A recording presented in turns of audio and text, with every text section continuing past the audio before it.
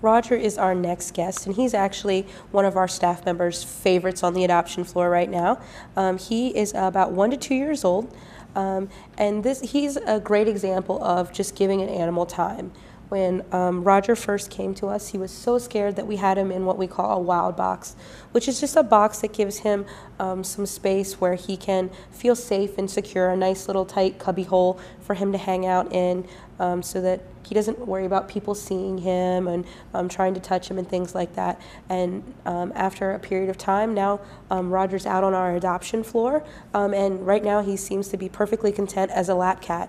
He's kneading, he's showing Sean where he wants to be petted, and he's just hanging out, just really happy. So, we try to give all of the animals that come into the shelter time to adjust before making decisions about whether or not they're going to go on the adoption floor or rescue or foster. We want to give them every opportunity to get comfortable, because it is a scary and stressful environment.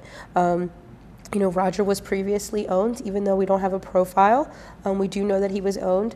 A lot of times it's just that stress of dealing with, I'm in a new place. I've lost, my home, the place where I feel comfortable, the people that used to love me. They're in with a lot of noise, a lot of smells, other animals. So it just takes him a while to get used to it. And he's adapted really nicely. He purrs really easily. When you walk by his cage, he's not necessarily coming out and asking for attention like so many of the others.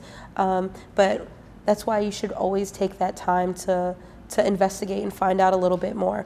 Again, our Facebook page is a good resource if you're asking volunteers that are walking around if they've interacted with them before, and just taking that time to go up to the cage. Even with shy animals, if you give them about 60 seconds, they warm right up. All they want is to be petted and loved.